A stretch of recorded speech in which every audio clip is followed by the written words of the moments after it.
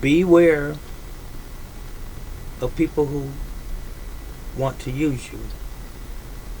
Beware of people who are using you even. Beware of people who plan on using you for their benefit with no reciprocity. Yes, they're not going to return the favor in kind. When these individuals ask you for a favor, they call it a favor. Is it really a favor? Do they ever plan on returning it, the favor? Have you ever experienced someone ask you that question? Hey, could you do me a favor? A favor. What the heck is a favor, teacher? Could you do me a favor? No, what's the favor?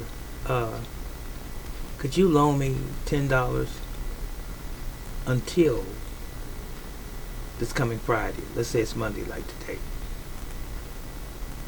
$10 until Friday? Oh, sure. All right. And then they say thank you. All right.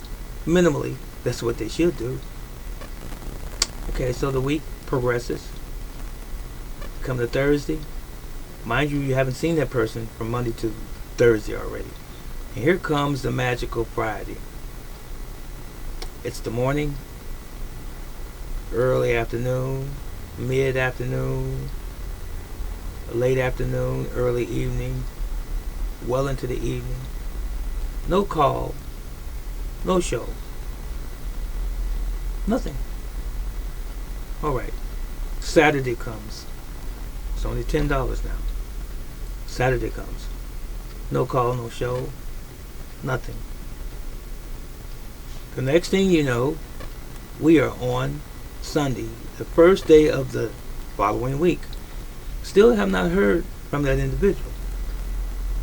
Did they forget that you supposedly loaned them $10? Did they forget?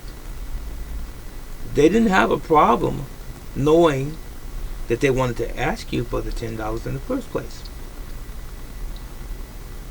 They didn't forget. So they are avoiding you. Because really, number one, they don't have the $10 to give to you. And number two, if they did have the $10, you're not on their list, their priority list, to return that money to, because they're doing other things. Could that be the case? Now, you make a phone call on Monday, which is exactly a week, when you loaned them $10. No answer. Okay, they've got a cell phone and they have a voicemail, so you leave a message. Okay, say, this is so and so. Just wanted to remind you that you were supposed to have paid me back Friday. You left a message, right? Okay, you let the day go by, Monday. No response. So the following day, Tuesday. It's been a week and one day. You send a text. No response to your text. Telling them the same thing, that you still owe me $10. Alright. Now, ladies and gentlemen, watch out for these people. First of all, know who it is that you're dealing with from the outset. In the very, very beginning, know who you're dealing with. And never be willing to give more to someone than you care to lose. It's a good thing that you didn't give that person $100, because that may have made you feel a certain way. May have even made you feel like you would like to hurt that person. I'm not saying me, but I'm just saying there are some people who are like that. Thank God it's just $10. So now, we were on Tuesday. We've got a phone call in with a message, and they at least have the fact that you called them. That's in their phone. They also have the message that's in their phone, and they also have the text message that second day on Tuesday. Now, let's just say Wednesday, one more day. You text, no message. No message returned, that is. So we are a week, 2 days into them owing you that $10. So no call, no show. And here we go, Friday. You're out somewhere. You run into them in a convenience store. And they say, "Oh, hey, how you doing? I've been meaning to call you." Or, "Oh, that's right. I know I owe you. Are you going to be at home? I'll call you. I'm going to stop by your house, or I'll bring it to you tomorrow." And if you're in business like I am, someone will say, possibly teacher, "You going to be at the store all day?" "Yes." "Well, I'll be over there in about an hour." An hour passes, 2 hours pass, 3 hours pass, 4 hours pass. Next thing you know, I'm closing the shop. They never came. So what happened? Buying time, trying to escape obligation. Ladies and gentlemen, I'm going to tell you again, beware of these types of people. Stay away from them. I'm not telling you what I think, I'm telling you what I know from experience. People who use you intentionally. Now, I could go through a whole laundry list of situations that I have experienced before. These things don't happen presently anymore. I just want you to know that. FYI. But I have experienced it. And I've always been giving. I've always been sympathetic and empathetic to people's needs and conditions over the years. That's just who I am. You know, I am a minister and I do help people. However, there are people who take your kindness for a weakness, as the old expression goes, and they know full well when they ask you for something that they have no intentions of ever returning it to you. So don't fall for the okie doke.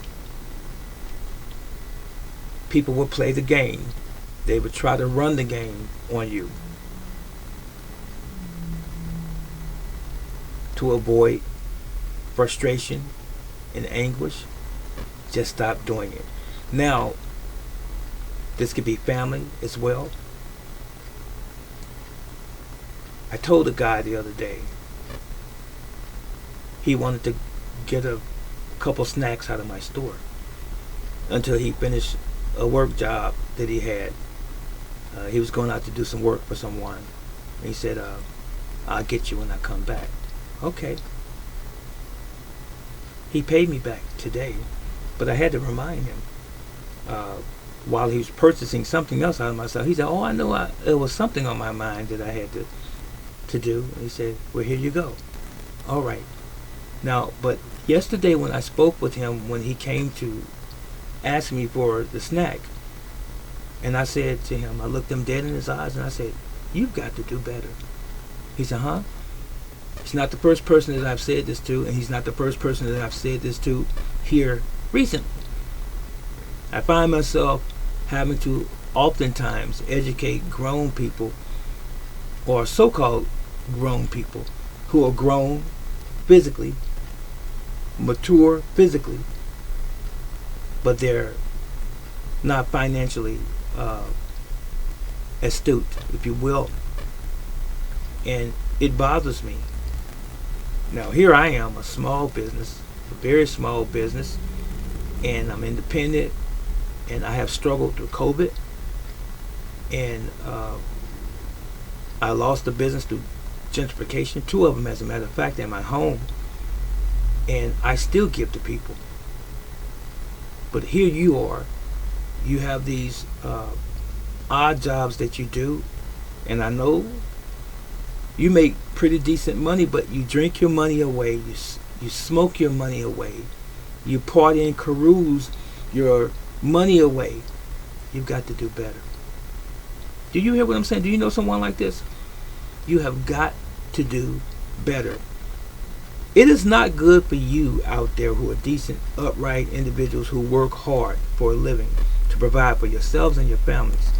It's not fair to you to continue to give to people who are your age and older who just won't do what they're supposed to do.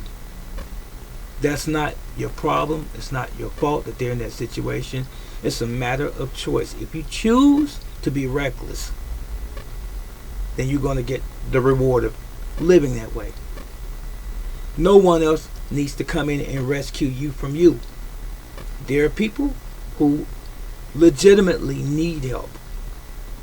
I'm for those individuals all day long, every day. But for those individuals who every time you see them, I'm broke. You have a quarter, you have a dime. Can I have a buck until later this afternoon?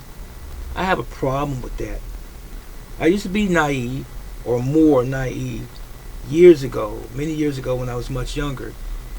But I've gotten older and I don't tolerate as much as I did before, because there has to come a time when we have to give the lessons of life. And I have to, unfortunately, be the bearer of that news to some of these individuals in my circle. And they're not really in my intimate circle, but around me, my surrounding circle. So I have to tell these people sometimes, hey, I just gave you some money yesterday and the day before and the day before. This cannot be a lifestyle for you. If you have an income, you need to learn how to manage what you have, the resources that you have. It's no one else's fault that you don't manage your own resources. So ladies and gentlemen, I'm telling you today, don't let your family use you. Don't feel sorry for them. Have the conversations with them. We don't just keep giving and giving and giving and giving and not giving the lesson at the same time. You follow what I'm saying? You have to give the lesson. Open up your mouth and speak from your bowels. Let it come out and you tell them where they stand with you. Say, listen, I'm grown and you are a grown adult as well. You've got to do better. I'm not going to continue to feed into your habits, your bad habits, your illicit habits even. You need to do better.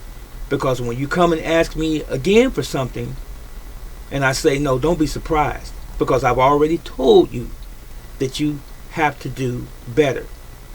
There's no reason, you have no excuse to have empty pockets every single day when you have some income coming into you. You do. Now, if you and I work on the same job, and this is a scenario as well, where two people work on the same job, they make the same amount of money per hour, they get paid on the same day, they get the same amount of money approximately. When payday comes, and I've experienced this, when payday comes, using myself hypothetically as that individual who has money, payday comes, we both got paid the same amount of money. 3 days after payday, I still have money in my pocket. I've already taken care of my bills that were due during that particular period. And 3 days, the same 3 days, you come to me and say, hey, you got a couple bucks or you have $5 until this coming Friday, because you're going to borrow from Peter to pay Paul sort of thing. You're going to borrow from somebody else to try to pay me back. So you're behind. Or until payday, you might even say that until we get paid. You know I'm good for it. This kind of stuff. Let those people go, ladies and gentlemen. Let them go. You don't need that stress in your life. That's induced by you. You're only going to be stressed out by these situations if you allow yourselves to be. You are in control of that situation, what you give to someone and what you don't. You have to be strong enough to say no and mean it. Sometimes we feel intimidated by the person on the other side, especially if it's someone in your family, especially if it's an uncle and you are the nephew or the niece, especially if it's a cousin, an older cousin, especially if it's an aunt, especially sometimes if it's your father who's not living with you and you're both grown. Hey baby doll, hey son, this is dad, you happen to have a couple bucks. Come on now, Dad. I'm not saying that you shouldn't give to your family or to someone in need, but you should know their situation and their status. You should know their state in life. If it's someone that's using it for reasons that are unethical, I'm going out to buy me some weed. I'm going to buy me some beer. It's not my problem. I'm not buying you something that supports your habit. I'm not going to buy you beer and cigarettes. That's your habit, not mine. You follow what I'm saying? So,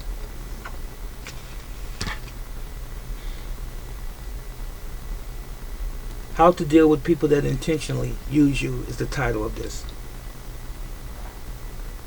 Let them go. That's it, ladies and gentlemen. I love you. I'm not going to tell you anything to harm you, but I'm telling you the truth. We become courageous by doing courageous things. That's the only way we build that up. If you've been intimidated before, if you feel apprehensive about saying no, about confronting a situation, your courage comes from you facing that demon. And then after a while, it will be easier for you to say no, and you'll stand firmly on it. Someone comes to you and say, hey, can I have this or can I have that? I'll pay you back. I don't have it right now. And there might be a bunch of it around you. So, and they'll look at you and say, well, I thought you didn't. No, I don't need to explain to you anything about what's mine. I don't.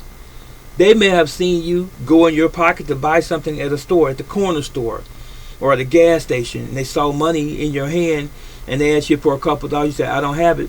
They're only physically looking at what you have. They don't know what your obligations are. They don't know that you have bills to pay, and they really don't care. They only care about what they want at that moment. At that moment. I want to be gratified right now, is what's in their head. Give me what I want right now. I remember, I'll never forget this, and I may have made mention of this before. Now, I have a store. I had a young lady who came in my store. Now, this lady has been on drugs. I've known her for quite a while. I've had her do some odds and end type of jobs at my store before. Gave her some money and that. And so when she's out here trying to buy some drugs, and I know what she was trying to do, I won't mention her name. It's not important.